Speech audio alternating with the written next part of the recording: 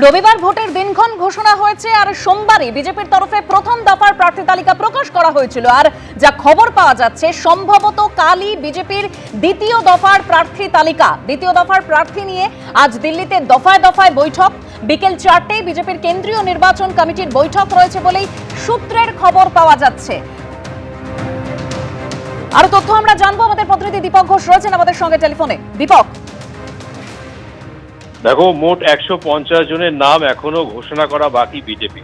294টা কেন্দ্রের মধ্যে, বিধানসভা কেন্দ্রের মধ্যে 144টি বিধানসভা কেন্দ্রের জন্য প্রার্থী ঘোষণা করা হয়েছে বিজেপির পক্ষ থেকে।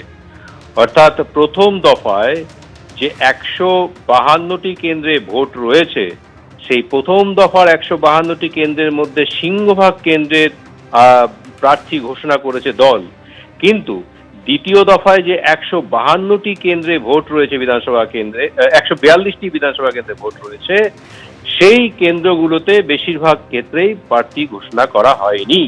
সুতরাং কয়েকটা কেন্দ্র প্রথম দফার জন্য এবং বেশিরভাগ কেন্দ্রই দ্বিতীয় দফার জন্য ঘোষণা করা বাকি। সেই বাকি কাজটা সেরে ফেলতে আজকে বিকেল 4টে থেকে সেন্ট্রাল ইলেকশন কমিটি বিজেপি তারা বৈঠকে বসছে। বৈঠকে বসে আলোচনা করে সিদ্ধান্ত তারা নেবেন। নেওয়ার পরে চূড়ান্ত সিলমোহর দেওয়া হবে 7টার বৈঠকে, যে বৈঠকে হাজির থাকবেন প্রধানমন্ত্রী নরেন্দ্র মোদী এবং কেন্দ্রীয় স্বরাষ্ট্রমন্ত্রী এবং প্রাক্তন বিজেপির কেন্দ্রীয় সভাপতি অমিত শাহ। তারা বৈঠকে থাকবেন এই কেন্দ্রীয় নির্বাচন কমিটির সঙ্গে।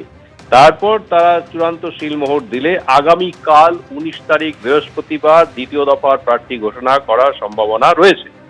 এখন বিষয়টা হলো যে প্রথম দফাতেই বিজেপির যারা পরিচিত মুখ, গোটা রাজ্য জুড়ে নেতা হিসেবে যারা পরিচিত, তাদের মোটামুটি টিকিট প্রথম দফার ঘোষণাতেই তাদের নামগুলো সামনে চলে এসছে। কারা কারা দাঁড়াবেন তারা সেটা পরিষ্কার করে দেওয়া হয়েছে। কিন্তু কয়েকটা নাম যাদেরকে মোটামুটি পরিচিত মুখ এবং তাদের বিজেপি নেতা হিসেবে তারা যথেষ্ট পরিচিত, কয়েকটা মুখ এখনো বাকি। তাদের কোথায় টিকিট দেওয়া হবে সেটা নিয়ে জল্পনা কল্পনা চলছে। প্রাথমিক আলোচনায় যেটা জানা যাচ্ছে সেটা হচ্ছে তাপস রায়, যিনি তৃণমূল ছেড়ে বিজেপিতে এসে লোকসভা নির্বাচনে প্রার্থী হয়ে উত্তর কলকাতায় তিনি পরাজিত হন এবং তারপরে তিনি বিজেপি করছেন এবং তাকে বিধানসভা নির্বাচনেও ভোটের ময়দানে নামাবার কথা ভাবছে বিজেপি। দেবশ্রী চৌধুরী সাংসদ, যিনি গত লোকসভা নির্বাচনে হেরে গিয়েছেন। এছাড়া হিরণ চট্টোপাধ্যায়, যিনি খড়গপুরের বিধায়ক বর্তমানে, যার কেন্দ্রে ইতিমধ্যে দিলীপ ঘোষকে প্রার্থী হিসেবে ঘোষণা করে দেওয়া হয়েছে, এবং রিতেশ তিওয়ারি, যিনি দীর্ঘ 3-4 বছর কার্যত বিজেপির সঙ্গে বিরাট একটা দূরত্ব তৈরি হয়েছিল, আবার তিনি দলের মূল স্রোতের কার্যক্রমে যুক্ত হয়েছেন। তাকেও নির্বাচনী প্রতিদ্বন্দ্বিতায় নামানো হবে বলে প্রাথমিক আলোচনায় সিদ্ধান্ত হয়েছে। চূড়ান্ত সিদ্ধান্ত বা চূড়ান্ত আলোচনা এখনো বাকি। তাদের যে কেন্দ্রগুলো নিয়ে আলোচনা হয়েছে তার মধ্যে তাপস রায় যেমন সম্ভাবনা রয়েছে, তিনি শ্যামপুকুর বিধানসভা নির্বাচনী কেন্দ্র থেকে প্রতিদ্বন্দ্বিতা করতে পারেন এবার। দেবশ্রী চৌধুরীকে রাজারহাট গোপালপুর বিধানসভা কেন্দ্রের টিকিট দেওয়া হতে পারে। হিরণ চট্টোপাধ্যায়কে যেটা মনে করা হচ্ছিল তাকে হয়তো ছেটে ফেলা হলো, কিন্তু না, হিরণ চ্যাটার্জির নাম কিন্তু আলোচনায় রয়েছে। চূড়ান্ত সিদ্ধান্ত এখনো হয়নি। ভাবনা চিন্তা যেটা করা হচ্ছে, তাকে খড়গপুর থেকে সরিয়ে মেদিনীপুর বিধানসভা কেন্দ্রে তাকে টিকিট দেওয়া হতে পারে। এছাড়া রিতেশ তিওয়ারি, তিনি এর আগেও বিধানসভা উপনির্বাচনে লড়াই করেছেন বিজেপির টিকিটে, এবারেও তাকে টিকিট দেওয়া হতে পারে কাশীপুর বেলগাছিয়া বিধানসভা কেন্দ্র থেকে। ফলে এই সবটাই চূড়ান্ত হবে আজকে 4টে থেকে 7টার সময় যে বৈঠক রয়েছে পর্যন্ত, সেই বৈঠকে, এবং তারপর আগামীকাল প্রার্থী ঘোষণা করা হবে। ধন্যবাদ দীপক।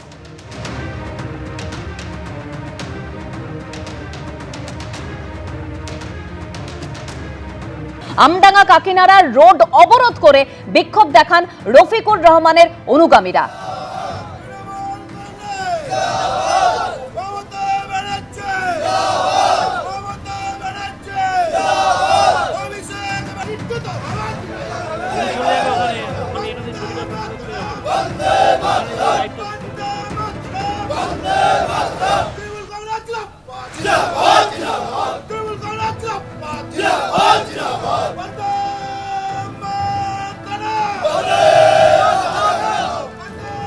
গতকাল বিক্ষোভ দেখানো হয় আর আজকের রাস্তা অবরোধ করা হয়। দুটো ছবি আপনাদের সামনে রেখেছি। রফিকুর রহমান টিকিট না পেয়ে তিনি আমডাঙ্গা 3বারের তৃণমূল বিধায়ক বিদ্রোহী, চরম বিক্ষুব্ধ আমডাঙ্গা তৃণমূল বিধায়ক রফিকুর রহমান। গতকাল বিক্ষোভ দেখানো হয়, অর্থাৎ কাশিমপুর গ্রাম পঞ্চায়েতে জমায়েত বিক্ষোভ দেখান বিধায়কের অনুগামীরা। ক্ষোভের আগুন বাড়ছে আমডাঙ্গায়।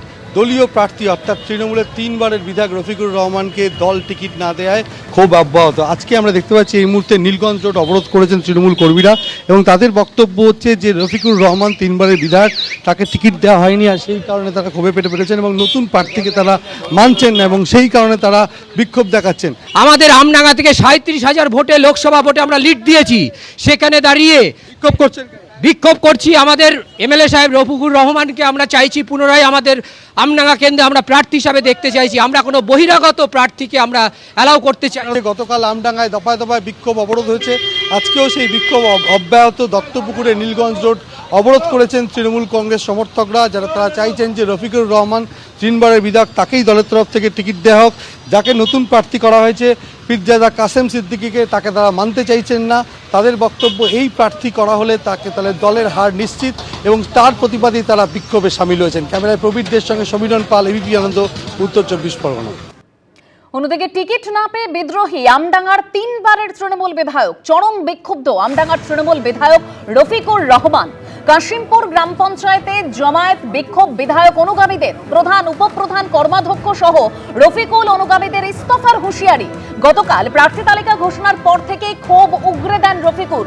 আমডাঙ্গা কাকিনাড়া রোড অবরোধ করে বিক্ষোভ দেখান রফিকুর অনুগামীরা।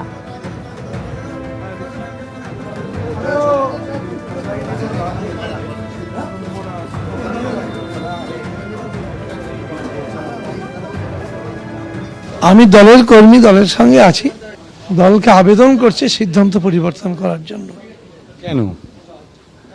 কারণ যা পরিস্থিতি, যিনি প্রার্থী হয়েছেন তাকে দিয়ে এই সিট উদ্ধার করা খুব কষ্ট। আজকে সিদ্ধান্ত নিয়েছে সবাই ইস্তফা দেবে, এটা কি বলবে? তাদের জিজ্ঞাসা করো, তাদেরকে জিজ্ঞাসা করতে আমি কিছু এই নিয়ে আমি মন্তব্য, আমি যেটা বলার বললাম। এইবার সে দলের সঙ্গে ছিলাম, আছি, থাকবো, এটুকু বলবো। কিন্তু এই নির্বাচনে কতটা সাকসেস হব এটা নিয়ে আমার সন্দেহ। কত কাসেম সিদ্দিকীকে যেতে পারবেন না? কর্মীরা চাইছে না, মানুষও বিমুখ, মানুষ ঠিক ভালোভাবে নিচ্ছে না। আমি যা বুঝলাম, তা নাহলে এই সকালবেলা এত লোক জমে। সবাই দলের সঙ্গেই থাকা উচিত, দলের সঙ্গেই থেকেই দিদিকে অ্যাপিল করুক, অভিষেক বাবুকে অ্যাপিল করুক, এটি আমার আবেদন। কি বলবেন এদেরকে? কি আমি তো অবশ্যই বলবো, দলের ক্ষতি করতে কিছু করা যাবে না। রফিকুর রহমান তার বক্তব্য আপনারা শুনলেন। তিনি বলছেন যে কর্মীরা বিক্ষুব্ধ, মানুষও চাইছে না, অর্থাৎ মানুষও বিক্ষুব্ধ। এবিপি আনন্দ, এগিয়ে থাকে, এগিয়ে রাখে।